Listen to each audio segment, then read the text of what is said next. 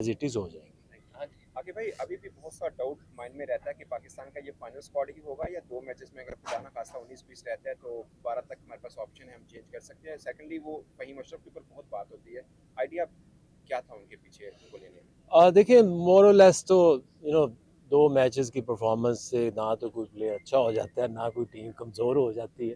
So I think यही मेरा ख्याल टीम रहेगी। फ़हीम के ऊपर अगर आप देखें तो एक फास्ट बॉलिंग ऑलराउंडर काफ़ी अरसे से हमारे पास नहीं है। और जब आप स्पेसिफिक देखते हैं ना कि आपके 3 मैचेस हैं, एक आपका न्यूजीलैंड से है, इंडिया से है, बांग्लादेश से है, उसके बाद सेमीज आएंगे, तो उसको आप देखते हैं कि एट टाइम्स कहीं आपको स्पिन बॉलिंग ऑलराउंडर की ज़रूरत पड़ सकती है। और अगर एट टाइम्स आप फील करो मे बी अगेंस्ट इंडिया और may be against Bangladesh, you feel के आपका एक स्पेशलिस्ट स्पिनर है, आगा है, then you can go for like 4 bowling option. Critical point ये है कि you need to have like top 7 batters, उसमें आपकी 2 बॉलिंग ऑप्शंस हो। जी भाई, इस सिनेरियो में ज़ाहिर है कंडीशन होम कंडीशन है। अभी आप जब रिसेंटली गए हो वेस्ट अफ्रीका में, वहाँ पर 300 प्लस होता रहा, आपने भी किया है। अब यहाँ पर हमारा क्या हदफ है कि 300 प्लस ही करना है, क्योंकि टीमें सब बड़ा स्कोर कर रही हैं T20 खेलने की वजह से। और क्या ये सीरीज गियर अप होने के लिए कितनी ज़रूरी है, क्योंकि आगे चैंपियंस ट्रॉफी है। देखिए अब जब से ये पिछले 4-5 साल से जो क्रिकेट है काफ़ी तेज़ हुई है। अब T20 में 200 रन बनना आम रूटीन बन गई है, तो ओवरऑल 25 to 30 रन आप मज़ीद बेहतर बन जाते हैं। और उसके लिए 300 करने के लिए आपको कोई अपनी बैटिंग में गेयर नहीं लगाने पड़ते। एक नॉर्मल 10 ओवर्स हैं। और दूसरा जो चेंज आया फील्ड के अंदर के जो 4 फील्डर बाहर होते हैं, उससे भी बैटिंग को बहुत एडवांटेज है। तो without making any changes in your batting style आपके रन 300 प्लस अब हो जाते हैं। और ये होने चाहिए क्योंकि जो पाकिस्तानी बैटिंग पिचेस हैं इनके ऊपर लंबे रन्स बनेंगे। और ये जो सीरीज़ है ये सबसे ज़्यादा एडवांटेज आपको इसका होगा क्योंकि वही पिचेस हैं और उसमें न्यूजीलैंड वो है जिसके हमारा चैम्पियंस ट्रॉफी में मैच है। So I think it's a good prep before the champions trophy. आगे भाई आमिर जमाल 7 फरवरी तक एनओसी दिया गया था उसको लीग खेलने के लिए, लेकिन उसको पहले बुलाया गया कि नेशनल ड्यूटी है और आप आइएगा। तो उनका स्क्वाड में भी नाम सुनने में आ रहा था, लेकिन पता लगता है कि वो स्क्वाड में नहीं है। और उसके बाद उन्होंने इंस्टाग्राम पे स्टोरी भी एक लगाई थी। और सुफियान मुकीम के बारे में बता दीजिएगा कि सुफियान मुकीम क्यों नहीं है इसमें? सुफियान की वजह ये थी कि अगर आप देखें तो एक वनडे मैच खेले थे साउथ अफ्रीका में, वो उस पर हमने बुरार को रेस्ट दे के जब सीरीज़ जीते, तो हम ये करने की कोशिश कर रहे हैं कि आप टूवर्स पे जाओ बगैर खेले वापस ना आ जाओ। तो इसलिए उनको खिलाया था। अभी वो बरार के होते हैं, I don't can't see any chance कि आप 2 स्पिनर से जाएंगे। मुकीम इज स्टिल देयर। और जैसे मैंने कहा कि खुदा न खास्ता इफ़ अगर कोई इंजरी हो तो हम उनको वापस टीम में एज रिप्लेसमेंट डाल सकते जी हैं। जी। आमिर जमाल की देखे 2 ही पिछले कुछ अरसे से जमाल को हमने डाला, मोस्टली टेस्ट मैचेस में डाला। वनडे तो मेरा नहीं ख्याल अभी रिसेंट पास में को खेले हैं, एक डिस्कशन में वो भी थे।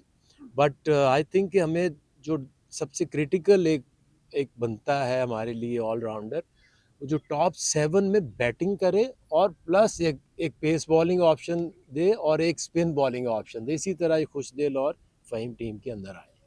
आके भाई, इस चैंपियंस ट्रॉफी में हम देख रहे हैं कि ज़्यादातर प्लेयर्स का कमबैक हो रहा है। कोई 1.5 साल से नहीं खेला हुआ, कोई 2 साल से नहीं खेला हुआ। इवन उस्मान खान का तो डेब्यू भी होगा। आप भी कह रहे हैं कि हमें एक फास्ट बॉलर ऑलराउंडर की भी ज़रूरत थी। तो इस अरसे में हमने जितने प्लेयर्स इस्तेमाल किए, जिनको हमने मुसलसल खिलाया, तो आप समझते हैं कि इसका एक ओवर बर्डन होगा? एक तो प्लेयर से कमबैक हो रहा है, और दूसरा क्या हमारे सिस्टम में खामी है कि हम उन लड़कों को नहीं खिला सके आज जिनको हम खिलाते रहे पिछले 1 से 2 साल में? देखिए जब पिछले 3-4 महीने से जब से हम आए हैं, उसमें अगर आप देखें तो साइम और आगा एक रोल प्ले कर रहे थे।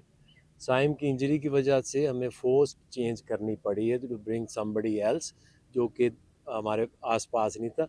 कुछ दिल के ऊपर हमारी डिस्कशन ऑस्ट्रेलिया जाने से पहले भी हुई थी और हमें इसके ऊपर काफ़ी क्लैरिटी है कि कुछ प्लेयर ऐसे होते हैं कि जो सब कॉन्टिनेंट में बहुत इफेक्टिव होते हैं और जब आप बाउंसियर पिचेस पे जाओ ऑस्ट्रेलिया या वहाँ पे वो उतने इफेक्टिव नहीं हो सकते। दिस इज़ व्हाट हमारा एक आइडिया है। तो इसलिए जो खुशदिल है इस सब कॉन्टिनेंट में उसकी जो टेक्निक है वो बहुत अच्छी है, और ऐसा नहीं है कि हम बहुत सारे लोग जो कम बैक कर रहे हैं। खुशदिल इसलिए आए, साइम की इंजरी थी, हमें एक ऑलराउंडर चाहिए था। वो इसलिए आए। फ़हीम इसलिए आए क्योंकि पाकिस्तान में काफ़ी अरसे से, मैं तो जब आया हूँ अभी तक तो क्रिकेट हुई नहीं है।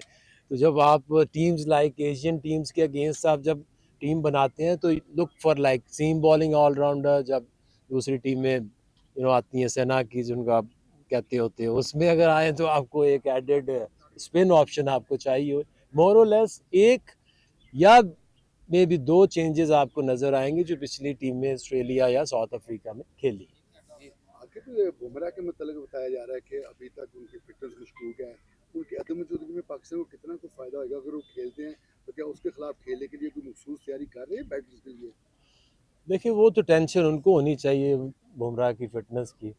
और जहाँ तक देखिए जब आप चैंपियंस ट्रॉफी में खेलते हैं तो उसकी खूबसूरती ये है कि यहाँ पे कोई ऐसी टीम नहीं है कि जो जिसको आप लाइट लें। टॉप 8 बेस्ट टीम्स खेल रही हैं। डेफिनेटली बुमराह जैसा बॉलर किसी भी टीम के पास हो तो एक प्लस पॉइंट तो होते हैं, बट ऐसा नहीं है कि सारी प्लानिंग हम उसके ऊपर ही करेंगे। आकिब भाई, ये कि हम पहले भी देखते हैं कि बड़ा टूर्नामेंट आता है तो हमारे जो सीनियर प्लेयर्स हैं, जो कहा जाता है जैसे आमिर को और इमाद वसीम को पिछले T20 में उनका कमबैक करवाया गया, अभी भी दो बड़े नाम के सीनियर हम प्लेयर्स के ऊपर जा रहे हैं, उनका कमबैक करवाया। क्या खुशदिल और फ़हीम अशरफ आपके प्लान में शामिल थे? क्या उनको पहले ऑस्ट्रेलिया या साउथ अफ्रीका या जिम्बाब्वे नहीं खिलाना चाहिए था अगर आपकी वो सेकंड ऑप्शन थी? क्या आप कह रहे हैं कि साइम अयूब के अनफिट होने के बाद? देखिए उसमें क्लैरिटी बहुत थी क्योंकि जब सब कॉन्टिनेंट में आप खेलेंगे तो कुछ ऐसे प्लेयर्स होते हैं जो जो टीम में आ जाते हैं, और कुछ की स्ट्रेंथ ऐसी होती है कि वो सब कॉन्टिनेंट के बाहर उतनी नहीं होती। तो वहाँ ऑस्ट्रेलिया में खिलाना और साउथ अफ्रीका में खिलाना और पाकिस्तान में आप कोई भी दुनिया की टीम को बनाएंगे, चाहे वो ऑस्ट्रेलिया की टीम हो या इंडिया की या पाकिस्तान की, उसमें चेंजेस तो आएंगी। ऐसा नहीं हो सकता कि एक टीम जो है आपकी हर मुल्क के लिए हो, हर कंडीशंस के लिए हो। तो आपकी दुनिया की कोई भी टीम बनाएंगे, जब वो सब कॉन्टिनेंट में आएगी तो उसमें चेंजेस होंगे। जब ऑस्ट्रेलिया या साउथ अफ्रीका इंग्लैंड जाएगी उसमें 2-3 चेंजेस डेफिनेटली होंगे। सर 2 क्वेश्चन लेंगे, इकट्ठे सवाल लेते हैं फिर उसके बाद आंसर। अच्छा ये बताइएगा कि आपने जो टीम सेलेक्ट की है, वसीम अकरम ने भी इस टीम के ऊपर बड़ी तनकीद का निशाना बनाया जो टीम आपने सेलेक्ट की है, खासतौर पर फहीम अशरफ की वजह से उन्होंने। तो पाकिस्तान का वो लीजेंड है, क्या कहेंगे आप, किस तरह कहेंगे कि क्या इसमें कोई पॉसिबल है कि इसमें बाद में कोई तब्दीली करें? और ओपनिंग की वजह से बताते हैं कि बाबर आजम को शुरू में तो आप तनकीद करते थे लेकिन उनको दिल से ओपनिंग नहीं करवाने की, क्या अब बातें हो रही हैं कि उनसे ओपनिंग करवाई जाएगी? देखिए इसमें सवाल आपका सिर्फ इतना है कि जो हमने टीम बनाई है वो बैलेंस्ड है या नहीं है।